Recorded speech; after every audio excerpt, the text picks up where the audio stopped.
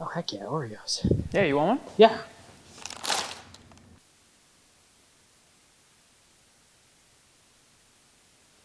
I do not know how to open an Oreo bag I opened the Oreo bag. correctly. Well, it's open, isn't it?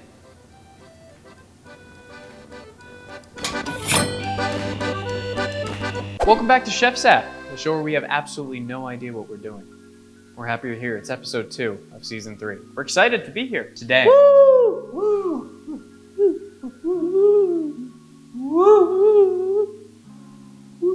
Woo! Today, we are making some very well-paired foods. We have our meal and we have a drink. I will be handling the meal. Elijah's going to be taking care of the drink for you. Today, what I have prepared for you is pesto fettuccine with roasted cauliflower. And then Elijah's going to be making for you a basil lime gimlet, which sounds very interesting to me. For my recipe, here's what you need. Basil, olive oil, lemon juice, pine nuts, baby spinach, red pepper flakes, paprika, salt and pepper, shredded Parmesan cheese, coconut milk, pasta, garlic, and cauliflower, but we used it all. I'm super excited for this. I'm excited to be cooking something more on the healthy side. Are you sure about that? It's pesto and roasted cauliflower. It's healthier than things that we have made already. Por ejemplo, burger tacos. Listen, if we can make burger tacos and I'm saying this is healthier, I'm right. Give it to me. Without further ado, let us chef. All right, so first things first, we've preheated the oven to 425. That's already done. You're gonna remove the stem and the cauliflower will kind of turn into florets, which is technically what the recipe calls for. That literally defined as what happens when you cut the stem off a cauliflower. It's just however it falls, the florets. I'm just gonna remove the stem and you kind of peel it apart, all of the little cauliflower florets. When I was younger, I didn't want to eat cauliflower because it had vegetables in it. Well, because it is a vegetable. Apparently it has phosphorus, and so he would say it has a lot of farts for us. Bowl. We're gonna transfer our cauliflower bits into the bowl, our little florets here. We are going to add a 1/4 cup of some olive oil. No, I'm judging. No, you're not. Yes, I am. I'm hardcore judging right now. I'm looking at you with judge. Ha! Behold! Now I have things. Next, we're going to add 2 cloves of garlic, finely minced, 2 teaspoons of paprika, a 1/2 teaspoon of chili flakes. And give this a nice little mixture, kind of making sure that you coat everything, all of your cauliflower florets. You're also going to add a pinch of salt, a healthy pinch of pepper too. That'll be extra peppery. It's just like, it's like some parts just like have pepper all on the inside. We're done with that. What you're going to do, following, dun, dun, dun, you're going to nicely lay out your little cauliflower florets onto your pan. And now we're gonna put this in the oven for 20 minutes. We gotta move on to the pesto. So to make the pesto, you're going to need your handy dandy food processor. 1 cup of baby spinach. We're going to do 2 cloves of chopped garlic, 2 tablespoons of squeezed lemon juice. We're gonna do a 1/4 cup of pine nuts. Technically you can use other nuts like toasted like walnuts, but personally pine nuts are always like a go-to. They are more on the expensive side, but to me pine nuts have a better flavor. You're gonna do 1/3 cup of grated Parmesan cheese. Lo and behold, another 1/4 cup of olive oil. It's like $6 olive oil if you use it. Shut up. This is the price we pay for good content. This is true. Now, Give us money. I know what you're thinking. Where the heck's the basil? Don't worry, I've got it right here.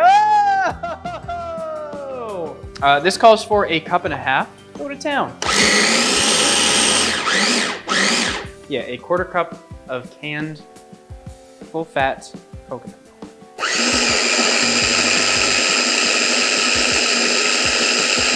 Ladies and gentlemen, we have our beautiful pesto sauce. So, Now that the cauliflower is out, you can add lemon zest. You can add a little more garlic if you want to. Personally, not a huge fan of lemon zest. You throw it again, right back into the oven, same temperature for another 10 minutes. And this is what's gonna give it that good char. And that's the roast that we're looking for. So I'm gonna go do that now. So now that we have our cauliflower is roasting again, it gives us 10 minutes. That's the perfect amount of time to start cooking your pasta.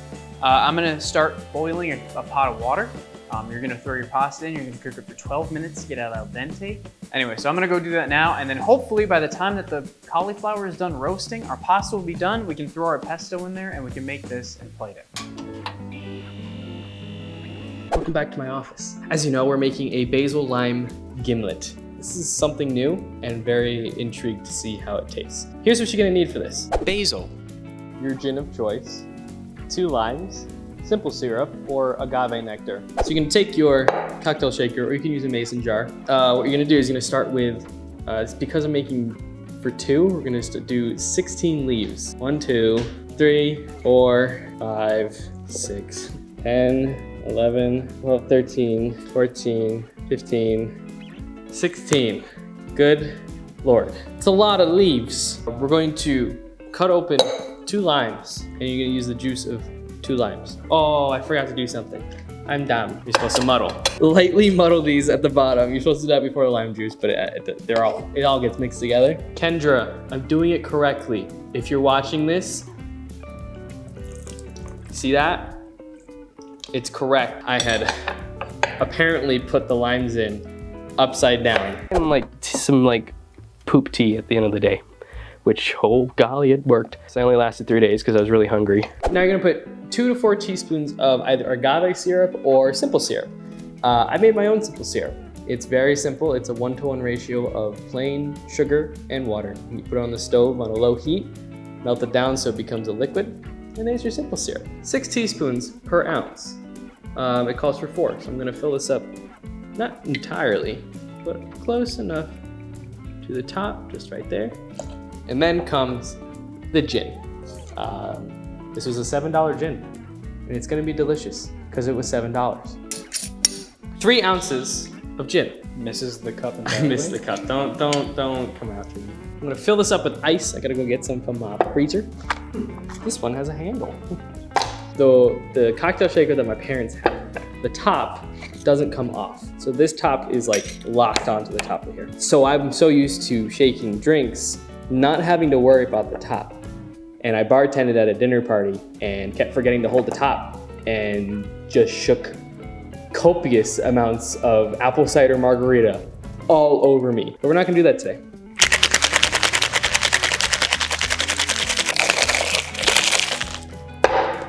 That got really, really cold. The Dollar Tree didn't have martini glasses, but they had these, and they're cute little plastic ones. Strain your drink into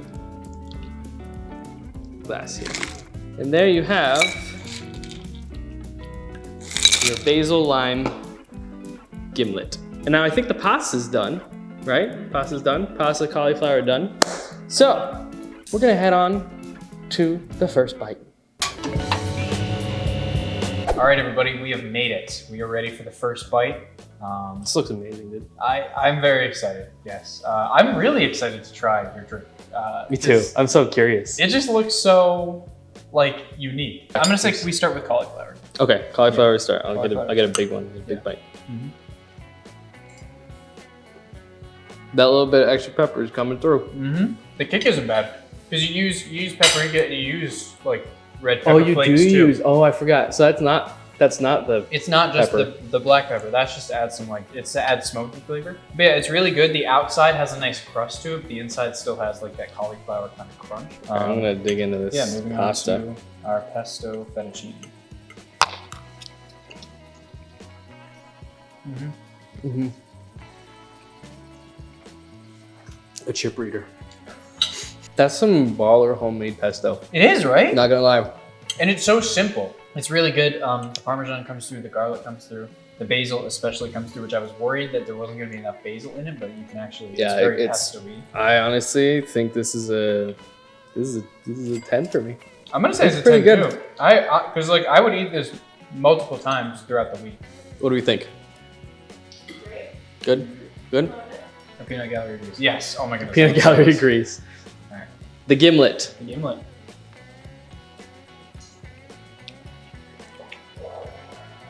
Feels so like fancy.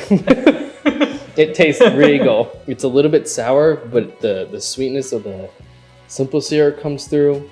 It's refreshing. It's like a less complicated mojito. That is so true. You can't taste the gin.